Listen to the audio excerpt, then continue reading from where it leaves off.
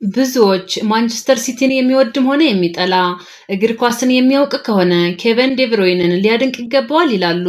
ይህ ቤልጂያማዊ ፕሮፌሽናል እግር ኳሰኛ በማንቸስተር ሲቲ ቤት በቆየባቸው 10 ዓመታት ውስጥ ያሳየው ብቃትና ያገኛቸው ክብሮች ለማመን የሚከብዱ ናቸው።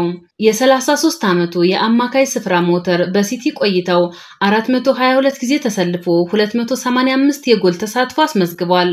6 የፕሪሚየር ሊግ፣ 1 የሻምፒዮንስ ሊግ፣ 2 የኤፍኤ፣ 5 የካራባኦ፣ 5 የኮሚኒቲ ሺልድ እና 1 የዓለም ክለቦች ዋንጫን ማንሳት ችሏል። ከሲቲ ውጭ ደግሞ በጀርመን እና ቤልጂየም ክለቦች 5 ዋንጫዎች አሉት።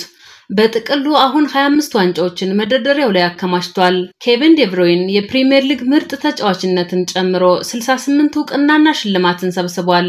በዚህም የስፖርት ሰዎች ይህ ተጫዋች እስካሁን ያሳካው ሁሉ ለማድረቅም ቃል የሚያሳጣ ነው ይሉታል። ይሁንና ተጫዋቹ አሁን ታዲያ ውጤት በደረደረበት በማንቸስተር ሲቲ ቤት የነበረው ቆይታ ተደምድሟል።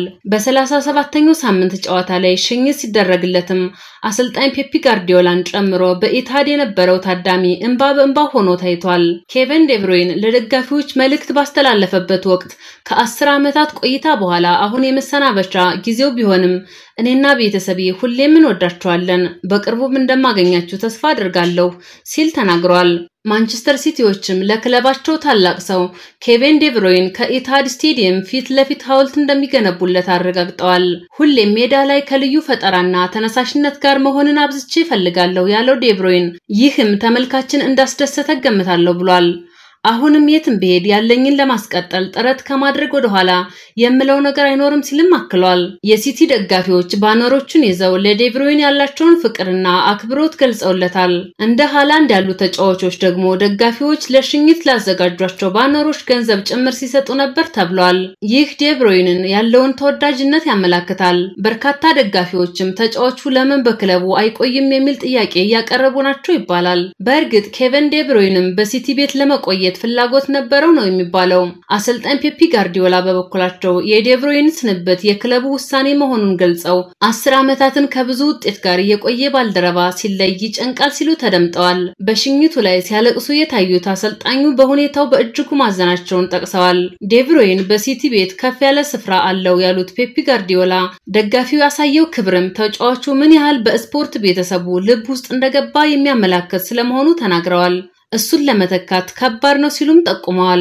የሆነው ሆኖ ኬቨን ዴ ብሩይን አሁንም ኳስ መጫወትን እንደሚቀጥል በግልጽ አስቀምጧል። ይሁንና ስለመዳረሻው እስካሁን በውል የታወቀ ነገር የለም። በጉዳዩ ላይ ስካይ ስፖርት ላቀረበለት ጥያቄ ግን ከእንግሊዝ ፕሪሚየር ሊግ ክለቦች በአንዱ ሊቆይ እንደሚችል ፍንጭ ሰጥቷል። ከወር በፊት አስቶን ቪላ ተጫዋቹን ለማስፈረም የውስጥ ንግግር መጀመሩ ተሰምቶ ነበር። በቅርቡ ደግሞ ስሙ ከሊቨርፑል ጋር ሲነሳ ታይቷል። ከዚህ ባሻገር 4 የአሜሪካ ክለቦች ፈላጊው ስለመሆናቸው ተነግሯል። የሳውዲ አረቢያ ክለቦችን በንስር አይን የሚመለከቱት ተጫዋች ነው። የሲቲ እና የቤልጂየም ብሔራዊ ቡድን አምበል ሆኖ ያገለገለው ኬቨን ዴ ብሩይን በእንግሊዝ ፕሪሚየር ሊግ ታሪክ ከሚጠቀሱ ምርጥ ተጫዋቾች መካከል አንዱ መሆን ችሏል። አሁን ያለበት ደረጃ ላይ እስኪደርስም ጎባጣና ሰማጣ መንገዶችን አልፏል።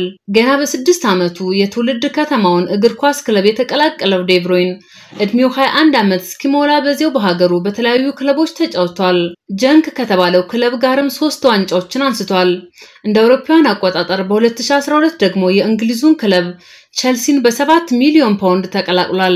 በዚያው ዓመት ግን ወደ ጀርመኑ ወርደር ብሬመን ክለብ በውሰት ውል አቅንቷል።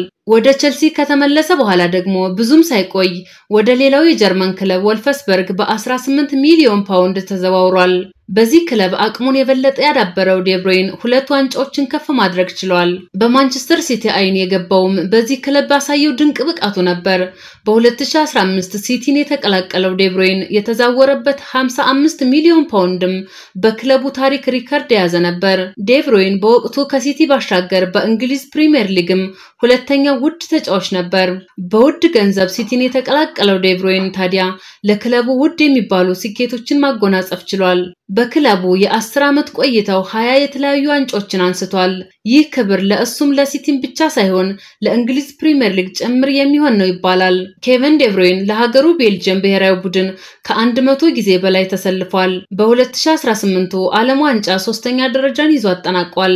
በጠቅላላው በእግር ኳስ ያስመዘገበው ውጤቱ የጎላው ይህ ተጫዋች ታዲያ ዝነኛውን የባላንዶር ሽልማት እስካሁን ማሸነፍ አልቻለም። የሆነው ሆኖ የ33 ዓመቱ እግር ኳሰኛ ቀጣይ መዳረሻ ክለብ ይጠበቃል። አዳዲስ መረጃዎች እንዲደርሷችሁ ሰብስክራይብ እያደረጋችሁ አብራችሁን ቆዩ።